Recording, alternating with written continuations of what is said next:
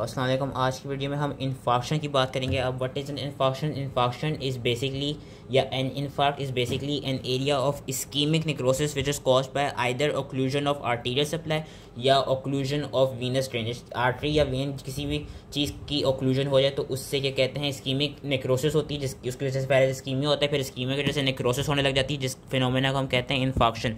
ज़्यादातर main causes क्या होती हैं? मेन कॉजेज़ आर्टीरियल थ्रोम्बोसिस या आर्टीरियल एम्बोलिज्म ही इसकी मेन कॉजेज़ होती हैं इन्फेक्शन की। उसके अलावा और कौन कौन सी कॉजेज़ हो सकती हैं? आपका local vasospasm, hemorrhage into an atheromatous plaque, extrinsic vessel compression, जिस तरह ट्यूमर में देखा जाता है, जैसे ट्यूमर एक्सपैंड करते हैं तो वो जो आसपास की वेसल्स होती हैं उन्हें कंप्रेस करते हैं, जिसकी वजह से स्कीमा होते हैं, जिसकी वजह से फिर इन्फेक्शन हो जाता है। Tissue infection also include torsion of a vessel. Torsion क्या होती है? जब आपकी वेसल्स ट्विस्ट कर जाएं, जो कि टेस्टिकुलर टॉर्शन में देखी जाती है। Traumatic vascular rupture, vascular compromise by edema, और ये सारी बेसिकली आर्टीरियल थ्रोम्बोसिस की क्या कहते हैं, या आर्टीरियल ऑक्लूजन की ये सारी कॉजेज़ थी। जो वेनस थ्रोम्बोसिस होते हैं, वेनस थ्रोम्बोसिस से यूजली होता है क्या? वेनस थ्रोम्बोसिस से आपकी कंजेशन देखी जाती है, क्योंकि वेनस का काम होता है कि वो ब्लड सप्लाई को वापस लेके आती हैं। जब वेन्स आपके ऑक्लूड हो जाएंगे तो ब्लड सप्लाई जो वेनस रिटर्न है वो सही से हो नहीं रहा होगा, जिसकी वजह से कंजेशन हो जाएगा। और इस केस में देखा गया जाता है कि जब कंजेशन हो जाते हैं ना, तो जो आसपास के चैनल्स होते हैं ना, या आसपास की जो वेन्स होती हैं वो फिर फ़ौरन से ओपन होती हैं, ताकि जो वेस्कुलर आउटफ्लो है उसको परमिट कराया जाए। अगर ऐसा क्या कहते हैं, ऐसी कंडीशन आ जाए या ऐसा ऑर्गन क्या कहते हैं, ऐसे ऑर्गन में इन्फेक्शन हो जाए जहाँ पे कोई क्या कहते हैं और कोई एक्सटेंसिव वीनस सप्लाई ना हो, सिर्फ एक ही वीनस सप्लाई हो, तो उन जगहों पे जो इन्फेक्शन है उनके ज़्यादा चांसेस होते हैं। जिस तरह ये देखा गया है कि जो टेस्टिस और ओवरी होती है उनकी सिर्फ एक ही ईफ्रेंट वेन होती है, तो अगर उस एक ईफ्रेंट वेन में ऑक्लूजन होगी तो उससे उन जगहों पे ज़्यादा डैमेज के चांसेस होंगे। अब जो इन्फार्क्ट्स होते हैं उनको हमने क्या कहते हैं डिफ्रेंशिएट किया हुआ है रेड में और वाइट में, और साथ में हमने और किस चीज़ पर डिफ्रेंशिएट किया हुआ है, सेप्टिक में और ब्लैंड में। जो रेड और वाइट इन्फार्क्ट्स हैं, जो उनके डिफरेंसेस मेन इंपॉर्टेंट है, वो हम पढ़ लेते हैं। रेड इन्फार्क्ट्स का याद रखें, रेड इन्फार्क्ट्स हमेशा, ये तस्वीर यहाँ पे दिखाई हुई भी है, होप सही से नज़र आ रही होगा, नहीं तो अपनी किताब में देख सकते हैं। रेड इन्फार्क्ट की जो रेड इन्फार्क्ट्स होते हैं ये होते क्यों हैं? ये यूजली वीनस ऑक्लूजन्स वाली जगहों पे देखे जाते हैं। वेरस जो वाइट इन्फार्क्ट्स होते हैं वो कहाँ पे होते हैं? वो यूजली जिधर आर्टीरियल ऑक्लूजन होती है वहाँ पे देखे जाते हैं। रेड इन्फार्क्ट में कौन सा आपका एरिया अफेक्टेड होगा? लूज स्पंजी टिश्यू आपके अफेक्टेड होंगे, जिस तरह फॉर एग्जांपल लंग्स में उन्होंने दिखाया हुआ है, ये रेड इन्फार्क्ट हुआ है।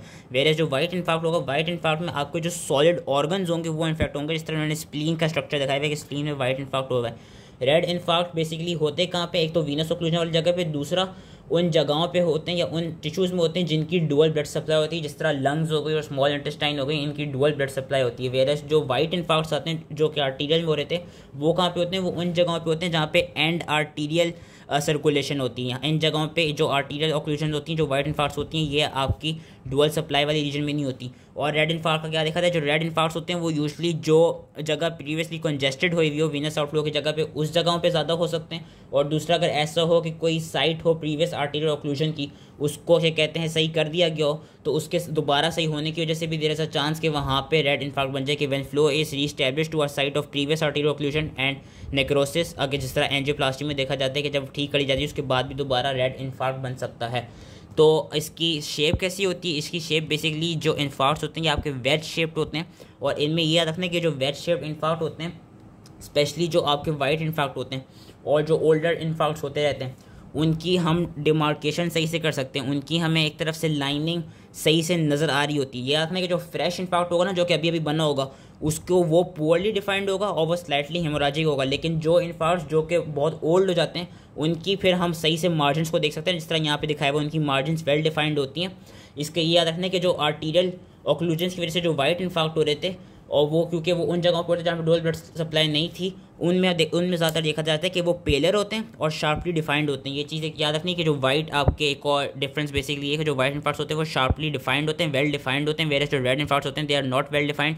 इनमें हमें किस तरह की वो मिल रही होती है प्रेजेंटेशन? इनमें हमें प्रेजेंटेशन मिल रही होगी बिल्कुल हेमरेज की तरह की, एक हेमरेज की तरह की प्रेजेंटेशन मिल रही है। और ये क्यों मिलती है हमें हेमरेज की तरह की प्रेजेंटेशन? ये इसलिए मिलती है क्योंकि जो एक्स्ट्रा वेजिटेड रेड सेल्स होते हैं इन इन्फार्क्ट में, वो क्या हो चुके होते हैं? मैक्रोफेजेस ने आके उनको फेगोसाइटोस कर लिया होता है। जब मैक्रोफेजेस ने फेगोसाइटोस कर लेते हैं तो वो करते हैं क्या? वो हीम को हीमोस्टिडिन में कन्वर्ट कर देते हैं। जब वो हीम को हीमोस्टिडिन में कन्वर्ट कर देते हैं तो उसकी वजह से हमको यहाँ पे ज़्यादा से ज़्यादा हीमोस्टिडिन बनने लग जाता है, और हमें हीमोस्टिडिन का वो रेड ब्राउन सा रंग मिलता है जो कि रेड इन्फार्क्ट को शो करता है।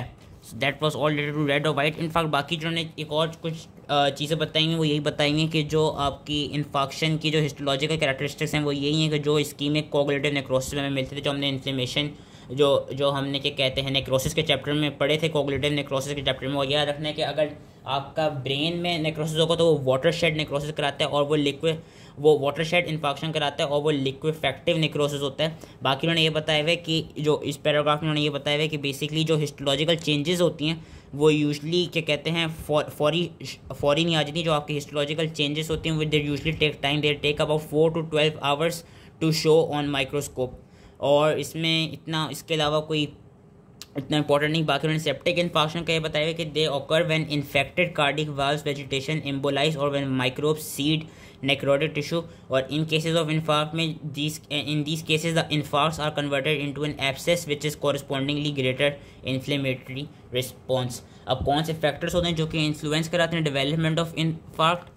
एक तो anatomy of vascular supply. Anatomy की क्या बात हुई? वही बात हुई कि अगर किसी ऑर्गन के पास डुअल ब्लड सप्लाई होगी तो वहाँ पे कम चांस है कि इन्फार्क्ट बने, क्योंकि जिन जगहों पे डुअल ब्लड सप्लाई होगी, लेट्स सपोज कि किसी कोई एक वेसल वहाँ की ऑक्लूड हो गई तो जो दूसरी वेसल होगी वो वहाँ पे सही से फौरी तौर पे परफ्यूजन करा देगी। वेरस अगर कोई ऐसा ऑर्गन आपका अफेक्ट हुआ है जिसकी डुअल ब्लड सप्लाई ना हो तो उसमें अगर एक वेसल डैमेज हो गई तो फिर उस एक वेसल डैमेज होने की वजह से पूरे ऑर्गन डिसफंक्शन, पूरी टिश्यू की डेथ, पूरा ऑर्गन डेथ हो सकती है। बाकी depends upon rate of occlusion. ये देखा गया कि जो आपके स्लोली डेवलपिंग ऑक्लूजन्स होते हैं ना, they are less likely to cause infection compare to quickly developing occlusions. क्योंकि जो स्लोली डेवलपिंग ऑक्लूजन होते हैं ये क्या कर जाते हैं, they provide time for development of collateral pathways of perfusion. जितना स्लोली बन रहा होगा उतने साथ साथ आपके जो कोलेटरल पाथवेज होंगे वो बनने लग जाएंगे ताकि परफ्यूजन नॉर्मली हो सके। तो it also depends upon rate of occlusion. बाकी टिश्यू वल्नरेबिलिटी टू हाइपोक्सिया, ये भी एक फैक्टर है। ये कौन सा फैक्टर है कि ये देखा गया कि जो आपके न्यूरॉन्स होते हैं अगर वहाँ पे कोई इन्फेक्शन हो गया तो उधर भी देखा जाता है कि वहाँ पे within 3 to 4 minutes after infection उनकी सेल डेथ हो जाती है। और जो मायोकार्डिक सेल्स होते हैं उनका देखा गया कि उनकी विदिन 20 to 30 मिनट्स आफ्टर इस इन्फेक्शन आफ्टर स्कीमा उन सेल्स की भी डेथ हो जाती है। So it depends upon tissue vulnerability to hypoxia. लेकिन जो फाइब्रोब्लास्ट होते हैं, फाइब्रोब्लास्ट का देखा गया कि वो काफ़ी घंटों तक विदाउट क्या कहते हैं ब्लड सप्लाई, काफ़ी घंटों तक इन हाइपोक्सिक कंडीशन वो सर्वाइव कर सकते हैं। It also depends upon hypoxaemia. अगर तो हाइपोक्सीमिया ज़्यादा होगा, अगर तो मतलब ज़्यादा लो ब्लड ऑक्सीजन कंटेंट हो रहा होगा तो उसकी वजह से आपको इन्फेक्शन ज़्यादा जल्दी हो जाएगा। So that was it. I hope easily समझ में आ गया हो एंड थैंक यू।